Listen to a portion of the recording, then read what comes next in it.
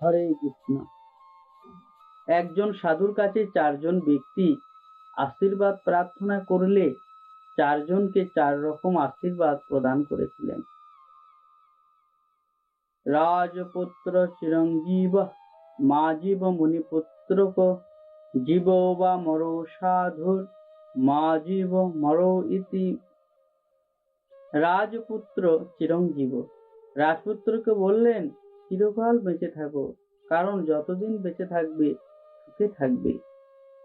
মা জীব মুনিপুত্রক, মুনিপুত্রকে বললেন তুমি এক্ষুনি মারা যাও, কারণ এখন ব্রহ্মচর্য পালন করছো, তপস্যা করছো, খুব কষ্টের মধ্যে জীবনযাপন করছো, কিন্তু দেহত্যাগ করার পরে তুমি ভগবানের সান্নিধ্য লাভ করবে।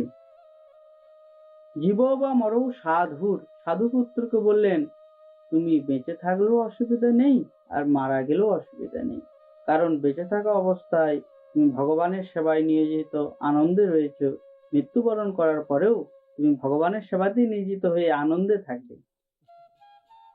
মা জীব মরো ইতি, কসাইকে বললেন তুমি বেঁচেও থেকো না আর মারাও যেও না, কারণ বেঁচে থাকা অবস্থাতেও তুমি অন্য জীবকে কষ্ট দিচ্ছ, নিজে কষ্টের মধ্যে রয়েছে, মৃত্যুবরণ করার পরেও তুমি নরক যন্ত্রণা